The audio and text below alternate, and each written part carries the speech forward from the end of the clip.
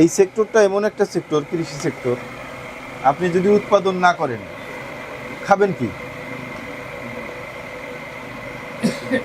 ধরেন বাংলাদেশের কোনো কৃষক আর উৎপাদন করলো না, ধান, গম, পাট, এইগুলা, মরিচ, বেগুন উৎপাদন করা বন্ধ করে দিল, তাহলে আপনি খাবেন কি? আমদানি করে খাবেন? টাকা পাবেন কোথায়? আপনি টাকা পাবেন কোথায়? আপনি বাইরে থেকে আমদানি করে যে খাবেন, আপনাকে তো সরকার মাসে ভাতা দেয় না। সবাইকে কি ভাতা দেয়? যে সরকারের খনি টনি আছে, স্বর্ণ বেচতেছে, গ্যাস বেচতেছে, তেল বেচতেছে, ওইটার একটা অংশ আপনাকে দিতেছে, সেটা দিয়ে আপনি বাইরে থেকে কিনে এনে খেলেন। যেমন সৌদি আরব, দুবাই, এদের তো উৎপাদন নাই, এরা বাইরে থেকে আমদানি করে খায়। হ্যাঁ হ্যাঁ, এটা কাঁচাও থাকবে, পাকানো যাবে। মরিচ, সব মরিচই কাঁচা থাকে, পাকানো যায়। এখন হলো পাকানোর জন্য হলো বড় সাইজের যে মরিচগুলা, এই মরিচগুলা হলো পাকানোর জন্য বেস্ট। আর এগুলো হলো ধরেন চিকন ছোট, এটা হলো কাঁচা মরিচের জন্য, কাঁচা ঝাল। বাংলাদেশের যত কোম্পানি আছে সব কোম্পানির মধ্যে একটা কোম্পানি শুধু একটা জাতের মধ্যে লেখছে 12 মাস চাষ উপযোগী। আর কোনো কোম্পানি এখন পর্যন্ত এরকম প্যাকেটের মধ্যে সাইনবোর্ড লাগায়নি যে 12 মাস চাষ উপযোগী। বাকি সবাই ওই যে আপনার জুন থেকে নভেম্বর পর্যন্ত এরকম একটা টাইম আছে, বা জুন, জুলাই, আগস্ট, সেপ্টেম্বর পর্যন্ত 4 মাস 3 মাস এরকম একটা সময় দেওয়া আছে, যে এই সময়ে যদি আপনি রোপণ করেন তাহলে এটার গ্যারান্টি আছে।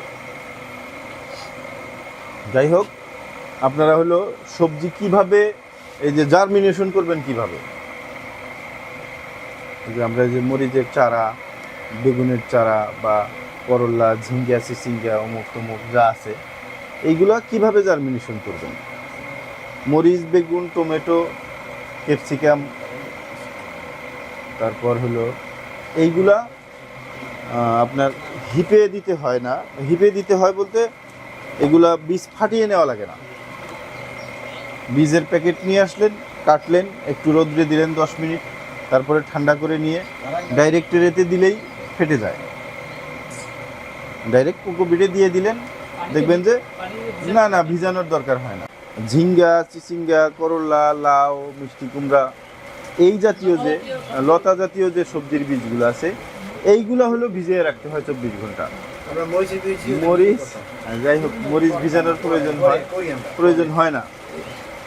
মরিচ, বেগুন, টমেটো, ক্যাপসিকাম, ফুলকপি, বাঁধাকপি, এইগুলো ভিজানোর প্রয়োজন হয় না। ফুলকপি, বাঁধাকপি একদিনে ফেটে যায়।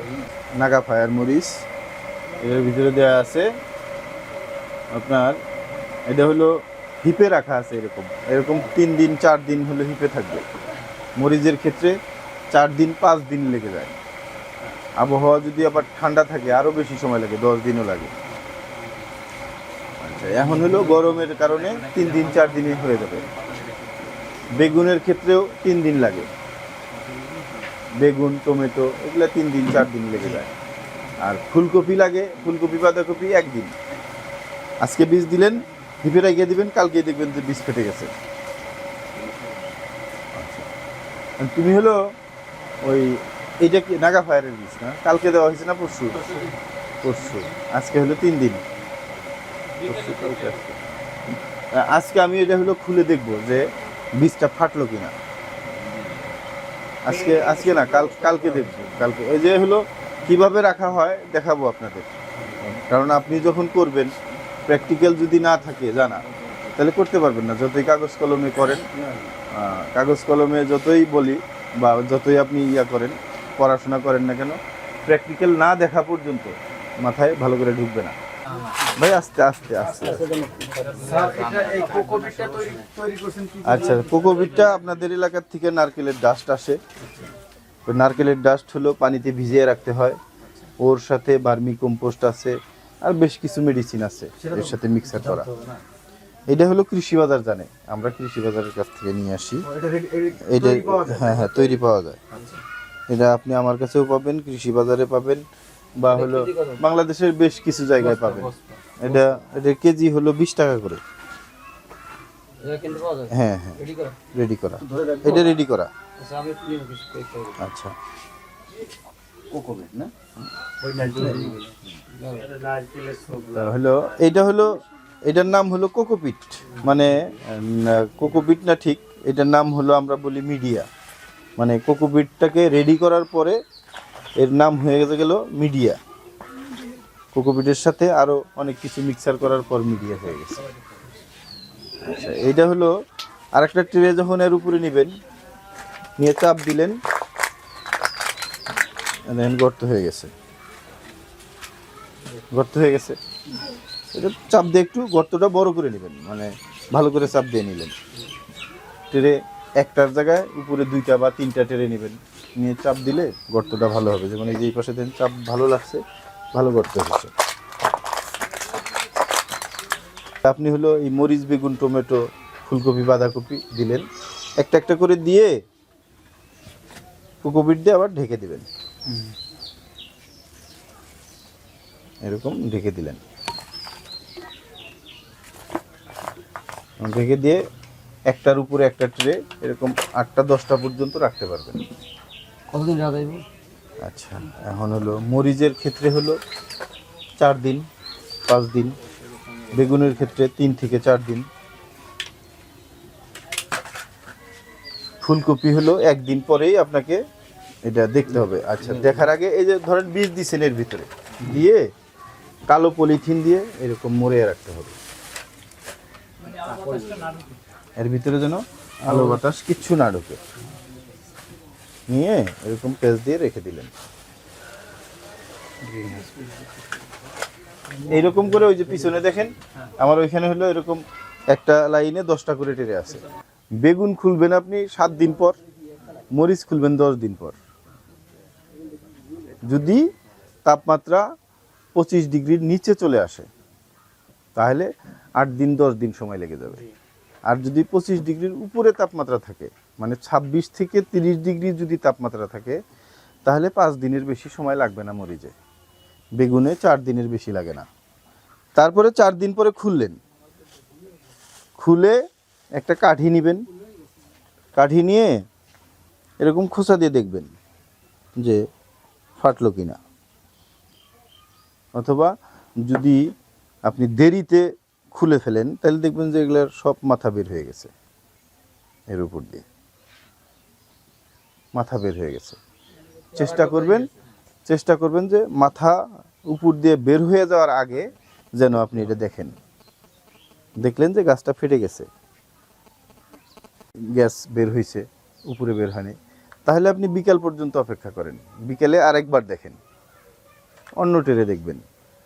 একটা না দেখে মিনিমাম একটা ট্রেতে 2-3টা দেখবেন যে সবগুলাই ফাটছে কিনা। একটা দেখলেন ফাটছে, তাহলে আর একটা দেখবেন, ওটাও ফাটছে, আর একটা দেখলেন ওটাও ফাটছে। দেখলেন কখন? সকালবেলা, তাহলে ওটা বিকেলে আরেকবার দেখেন, দেখবেন যে 2-1টার মাথা বের হইতেছে, তখন হলো ট্রেটা সরিয়ে দেবেন। নিজস্ব জায়গায় রাখবে এই আমি এরকম রাখছি, আপনি এরকম ঘরের মেঝেতে রাখতে পারেন যদি অল্প করে করেন।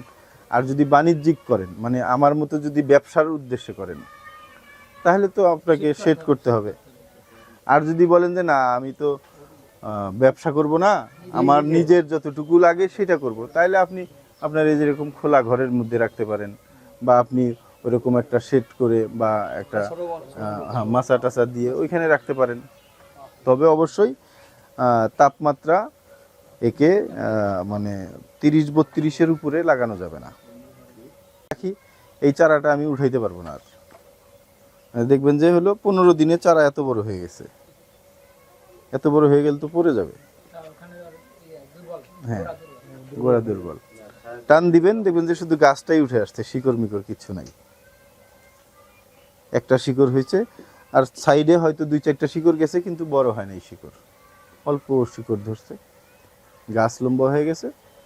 এটা নিয়ে হলো মাটিতে লাগাবেন, দেখবেন মারা গেছে, শিকড় নাই, ও তো গাছকে খাবার দিতে পারে না। এই জন্য একে রোদও লাগাতে হবে, ছায়াও দিতে হবে। যেমন ওই যে আমার ওইখানে দেখেন রোদ লাগতেছে, কিভাবে লাগতেছে, ওখানে কিন্তু ছায়াই বলা যায়, ছায়া পড়ে আছে না, কিন্তু ও তাপমাত্রা পাইতেছে প্রায়, আপনি দেখেন 30 ডিগ্রির মতো তাপমাত্রা পাচ্ছে। এখন হয়তো আছে মনে হয় 35 ডিগ্রি 34 ডিগ্রি তাপমাত্রা। শেড নেট দেওয়ার কারণে 5 ডিগ্রি কমে গেছে। চেষ্টা করবেন যে আমি একটা বীজ করলাম, একটা বীজ থেকেই যেন একটা গাছ হয়, আমার যেন বীজও নষ্ট না হয়, চারা নষ্ট না হয়, গাছ যেন নষ্ট না হয়। এটা হলো মানে আমাদের সবারই ট্রাইটা থাকবে এরকম। এই যে আমরা কেন কোকোপিটে করব, ওই যে ভাই মাটির কথা বলতেছিলেন আপনি না, মাটির কথা বলতেছিলেন। মাটিতে আমরা হলো যদি বীজ করি, দেখবেন যে 100টা বীজ ফেলবো, ওইখান থেকে চারা হবে 70টা, 30টা গজাবেই না। আর আমার এখানে 104টা গাছ দেব, বীজ দিব, 104টাই গাজাবে। তাহলে আমি মাটিতে করব না এখানে করব? এইখানে যদি 104টা দেই হবে 70টা মাটিতে, আর এইখানে যদি দেই 104টা, এটা হবে 104টাই। তাহলে আমাকে এখানেই করা উচিত। আমি সেই কথাটাই বলতে চাইছিলাম, আপনাদের এলাকায় যে এটা কিনতে পাওয়া যায়, আমাদের অঞ্চলে যে টোটাল এটা কিনতেও পাওয়া যায় না। পাওয়া যায়, পাওয়া যায়, কিন্তু পাওয়া যাবে না কেন? আচ্ছা, আপনি